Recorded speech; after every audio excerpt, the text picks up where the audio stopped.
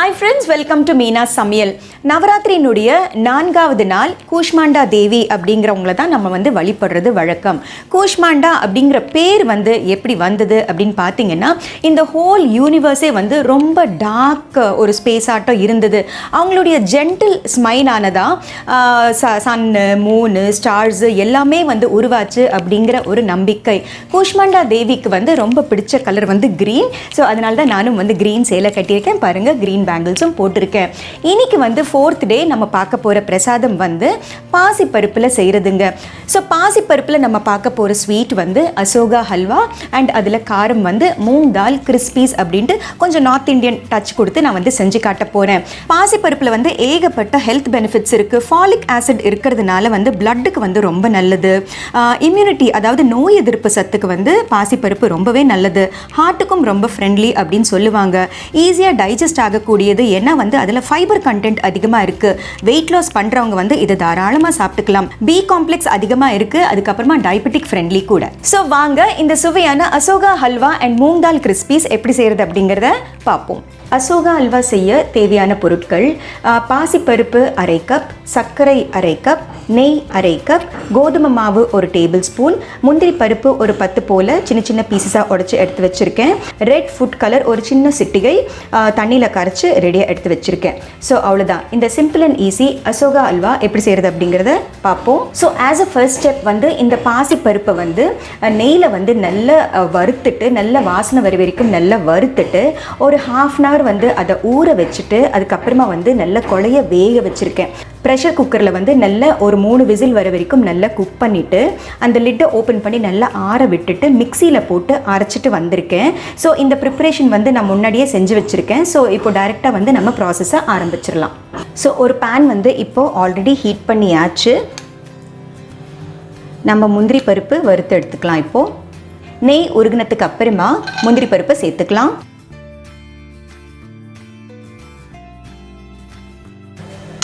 So முந்திரி பருப்பு இப்போ செவந்தாச்சு.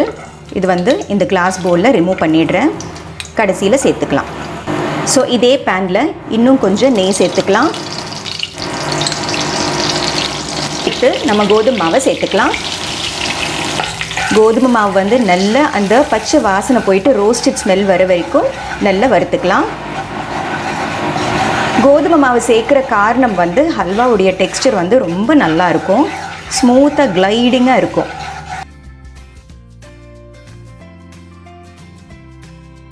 ஸோ கோதுமை மாவு வந்து இப்போ நல்ல நிறம் மாறி இருக்கு பாருங்கள். இப்போது இந்த வேக வச்சு நம்ம அரைச்சி வச்சுருக்கோம் இல்லையா, இந்த பாசிப்பருப்பு மிக்ஸ்சர், இதை வந்து சேர்த்துடலாம்.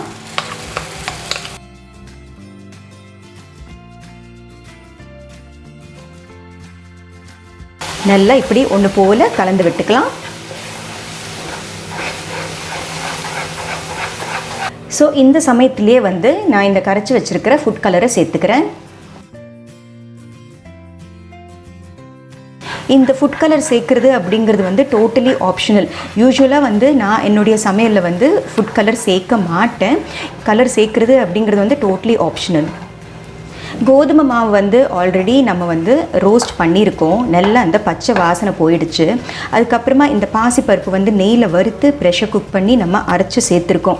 ஸோ இதுக்கு மேலே வந்து இது வேகணும் அப்படிங்கிறது வந்து எதுவுமே இல்லை. ஸோ இப்போவும் வந்து நல்ல ரோலிங் கன்சிஸ்டன்சியில் இருக்குது பாருங்கள், எவ்வளோ அழகாக சுருண்டு சுருண்டு வருது பாருங்கள். ஸோ இந்த ஸ்டேஜில் நம்ம சர்க்கரையை சேர்த்துக்கலாம். சர்க்கரை சேர்த்து ஸ்டர் பண்ணும்போது லைட்டாக கொஞ்சம் லூசன் ஆகும். ரொம்ப ஈஸி ஹல்வா. அதாவது இந்த பாசிப்பருப்பில் செய்கிற ஹல்வா வந்து மூங் தால் ஹல்வா அப்படின்ட்டு இன்னொரு வேரியேஷன் இருக்குது. அது வந்து பெரும்பாலும் நார்த் இந்தியன் ஸ்டைல். இது வந்து south Indian style Ashoka halwa அப்படிங்கிறது ரொம்ப ஒரு ட்ரெடிஷ்னலான ரெசிபி, ரொம்ப பழைய காலத்து ரெசிபி அப்படின்ட்டு தான் சொல்லணும். ஸோ நம்ம மீதமுள்ள இந்த நெய்யை வந்து கொஞ்சம் கொஞ்சமாக சேர்த்து கிளறலாம். இந்த நெய் வந்து நல்லா உள் வாங்கினதுக்கு அப்புறமா அதர் லெஃப்ட் ஓவர் கீ வந்து நம்ம சேர்த்துக்கலாம். நெய் அப்சார்ப் ஆக கொஞ்சம் கொஞ்சம் சேர்த்துக்கிட்டே வரலாம். ஆக்சுவலாக வந்து ப்ரெஷர் குக்கான பாசிப்பருப்பு வந்து கையாலேயே வந்து நம்ம மசிச்சிடலாம். ஆனால் மிக்சியில் போடும்போது டெக்ஸ்டர் பாருங்கள் எவ்வளோ பியூட்டிஃபுல்லாக இருக்குது. பாசிப்பருப்பு அப்படிங்கிறது வந்து சீக்கிரமாக வறுபட்டுரும், சீக்கிரமாக வெந்துடும். இந்த ஹல்வா கூட எவ்வளோ சீக்கிரம் முடிஞ்சிருச்சு பாருங்கள். அவ்வளோதான். இன்னொரு 2 மினிட்ஸ் வந்து நம்ம கிளறினாலே போதும். ஸோ இப்போ பாருங்கள், நம்ம போட்ட நெய்யெல்லாம் உறிஞ்சிருச்சு. மீதமுள்ள இந்த நெய்யை சேர்த்துக்கலாம். இந்த அசோகா ஹல்வா அப்படிங்கிறது வந்து இந்த கலர் தான் சேர்க்கணும். கேசரி கலர் சேர்த்துட்டோம்னா பார்க்குறதுக்கு வந்து கேசரி மாதிரி இருக்கும். ஸோ அசோகா ஹல்வா அப்படிங்கும்போது அந்த பிரைட் ரெட் கலர் அப்படிங்கிறது தான். இது வந்து ட்ரெடிஷ்னலான ஒரு மெத்தடு. ஆனால் கலர் இஸ் அப்சல்யூட்லி ஆப்ஷனல். நான் ஏற்கனவே சொன்ன மாதிரி வேண்டாம் அப்படிங்கும்போது அந்த பாசிப்பருப்பு கலர்லேயே தான் இருக்கும் ஹல்வா. அண்ட் இந்த கன்சிஸ்டன்சிலேயே வந்து இறக்கிட்டு ட்ரான்ஸ்ஃபர் பண்ணிடணும். நம்ம கடாயிலேயே அப்படியே வச்சுருக்கும் போதோ இல்லை திரும்ப திரும்ப கிளறிட்டே இருக்கும்போதோ என்னென்னா நம்ம சாப்பிடும்போது அந்த லூஸான கன்சிஸ்டன்சி, முழுங்குற கன்சிஸ்டன்சி வந்து இருக்காது. ஸோ நான் வந்து இப்போது நம்ம ஏற்கனவே வறுத்து வச்ச முந்திரி பருப்பை சேர்த்துக்கிறேன். ஸ்டவ்வும் சுவிட்ச் ஆஃப் பண்ணிடலாம். இது வந்து உடனே ஒரு பாத்திரத்துக்கு வந்து நம்ம ட்ரான்ஸ்ஃபர் பண்ணிடலாம். So our simple and easy Ashoka Halwa is ready.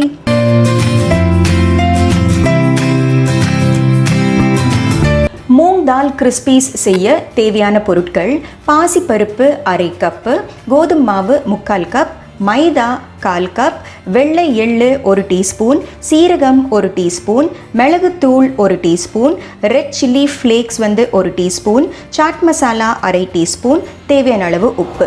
அவ்வளோதான் தேவையான பொருட்கள். ஸோ இப்போ மூங் தால் கிறிஸ்பீஸ் எப்படி செய்கிறது அப்படிங்கிறத பார்ப்போம். ஆஸ் அ ஃபர்ஸ்ட் ஸ்டெப், இந்த பாசிப்பருப்பை நல்லா வாஷ் பண்ணிவிட்டு 1 மணி நேரம் ஊற வச்சுட்டு நான் தண்ணி ட்ரெயின் பண்ணி ரெடியாக எடுத்து வச்சுருக்கேன். இது வந்து மிக்சியில் ஸ்மூத்தாக அரைச்சிட்டு வந்துடலாம். இப்போ பாருங்கள், இந்த பாசிப்பருப்பை வந்து நான் வந்து மிக்சியில் ஸ்மூத்தாக அரைச்சிட்டு வந்தாச்சு. தண்ணி சேர்க்காமல் அரைக்கணும். அரைக்கும் போது கொஞ்சம் சிரமம் இருந்ததுன்னா கொஞ்சமாக தண்ணி தெளிச்சிக்கலாம். ரொம்ப தண்ணி வேண்டாம். ஸோ இந்த மிக்சரை வந்து ஒரு மிக்சிங் பவுலுக்கு வந்து நம்ம ட்ரான்ஸ்ஃபர் பண்ணிக்கலாம். ஸோ இந்த பருப்பு மிக்சரில் சாட் மசாலா, சீரகம், ரெட் சில்லி ஃப்ளேக்ஸ் இல்லாத பட்சத்தில் நார்மல் ரெட் சில்லி பவுடர் சேர்த்துக்கலாம். இல்லைன்னா பச்சை மிளகா விழுதா கூட அரைச்சி போட்டுக்கலாம். பெப்பர் பவுடர், வெள்ளை எள்ளு, மைதா, கோதுமை மாவு, இந்த மிக்சருக்கு தேவையான அளவு உப்பு. இது வந்து நல்ல சப்பாத்தி மாவு பதத்துக்கு வந்து நம்ம பிசைஞ்சுக்கலாம். அண்ட் தண்ணி சேர்க்கணும் அப்படிங்கிற அவசியம் இல்லை. பாசிப்பருப்பு நம்ம அரைக்கும் போது, அதாவது ஊற வச்ச பருப்பு தானே நம்ம அரைச்சிருக்கோம், அந்த தண்ணியே போதுமானது. அண்ட் இன்கேஸ் ஒரு வேளை லூஸ் ஆகிடுச்சுன்னு வச்சுக்கோங்க, பை மிஸ்டேக் வந்து நீங்கள் அரைக்கும் போது நீங்கள் அதிகமான தண்ணி விட்டுட்டீங்க அப்படின்னா இன்னும் தேவையான அளவு மாவை சேர்த்துக்கலாம். கொஞ்சம் எண்ணெய் சேர்த்துக்கலாம். அப்ராக்சிமேட்லி ஒரு 1/4 கப் எண்ணெய் தேவைப்படும். இது காய்ச்சின எண்ணெய் தான் சேர்க்கணும் அப்படிங்கிற அவசியம் இல்லை. ரெகுலர் குக்கிங் ஆயில் கூட சேர்த்துக்கலாம். அண்ட் இந்த ஆயில் சேர்த்து பிசைகிற காரணம் வந்து நல்ல மொறுமொருன்ட்டு வர்றதுக்காக. ஆயில் பதிலாக நல்ல சாஃப்டான பட்டர் கூட சேர்த்துக்கலாம். ஸோ மாவு வந்து இப்போ பிசைஞ்சாச்சு. நல்ல டஃப்பாக இருக்குது பாருங்கள். ரொம்ப லூஸாக இருந்ததுன்னா நம்ம ரோல் பண்ணி கட் பண்ணும்போது சிரமமாக இருக்கும். ஸோ அதனால் கொஞ்சம் ஓரளவுக்கு டஃப்பாகவே இருக்கட்டும். ஒரு மூடி போட்டு ஒரு 10 மினிட்ஸ் வந்து ரெஸ்டிங் டைம் கொடுக்கலாம். இப்போது நம்ம மாவோடைய ரெஸ்டிங் டைம் முடிஞ்சு போச்சு, அதாவது 10 மினிட்ஸ் முடிஞ்சு போச்சு. இப்போ வந்து இந்த ஹோல் மாவை வந்து நம்ம 2ஆக பிரிச்சுக்கலாம்.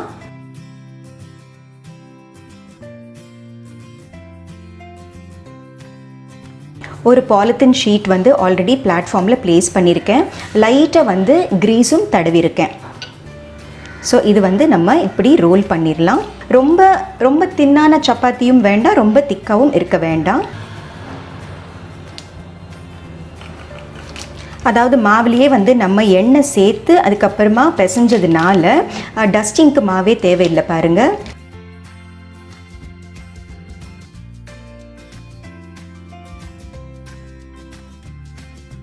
ஸோ ரோல் பண்ணி முடிச்சதுக்கு அப்புறமா ஒரு ஃபோர்க்கால் வந்து நம்ம இப்படி ஹோல்ஸை ப்ரிக் பண்ணிடலாம். இந்த ஹோல்ஸ் போடுற காரணம் என்ன அப்படின்னு பார்த்தீங்கன்னா, நம்ம பூரி மாதிரி பொங்காமல் தட்டை மாதிரி நல்ல கிறிஸ்பாக வந்து பொரியணும். அந்த ஒரு காரணத்துக்காக தான் இந்த ஹோல்ஸ் ப்ரிக் பண்ணுறது. ஜஸ்ட் ரேண்டமாக ஹியர் அண்ட் தேர் வந்து ப்ரிக் பண்ணாலே போதும். ஸோ எல்லா பக்கமும் ப்ரிக் பண்ணியாச்சு. அடுத்தது இந்த மாதிரி பீட்சா கட்டர் இல்லைன்னா ரெகுலர் நைஃப் கூட நீங்கள் எடுத்துக்கலாம். உங்களுக்கு ஸ்கொயர்ஸ் வேணும்னா ஸ்கொயர்ஸ், இல்லை ஸ்ட்ரிப்ஸாகவே வேணும்னா ஸ்ட்ரிப்ஸு. நான் வந்து டைமண்ட்ஸாக கட் பண்ண போகிறேன்.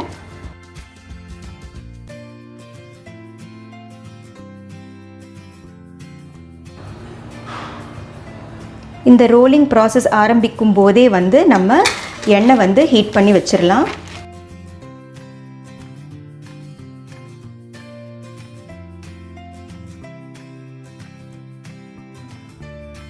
ஸோ பாருங்கள், இப்போ வந்து நம்ம கட் பண்ணி முடிச்சாச்சு. ஸோ இந்த பீசஸை வந்து நம்ம ஒரு பிளேட்டுக்கு ட்ரான்ஸ்ஃபர் பண்ணிக்கலாம்.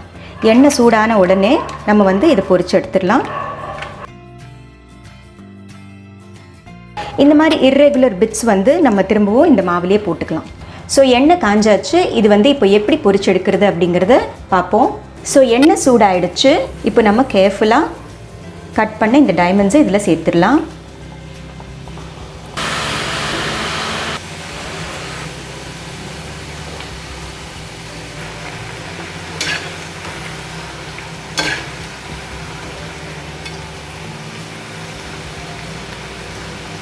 நல்லா கோல்டன் ப்ரௌன் வர வரைக்கும் நல்லா வறுத்து எடுத்துக்கலாம்.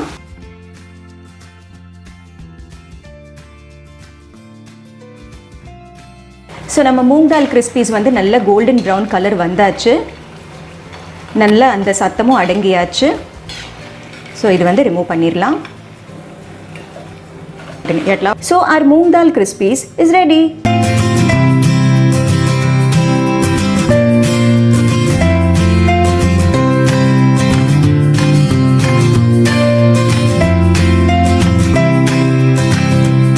நவராத்திரியினுடைய 4th டே கூஷ்மாண்டா தேவிக்காக நம்ம செஞ்ச பிரசாதம் என்ன அப்படிங்கிறத பார்த்தீங்க இல்லையா? ஸோ கண்டிப்பாக இந்த அசோகா ஹல்வா அண்ட் மூங் தால் கிறிஸ்பீஸ் நீங்களும் ட்ரை பண்ணி பாருங்கள். ஸோ மீனா சமையலை பாருங்கள், லைக், ஷேர், சப்ஸ்கிரைப் பண்ணுங்கள்.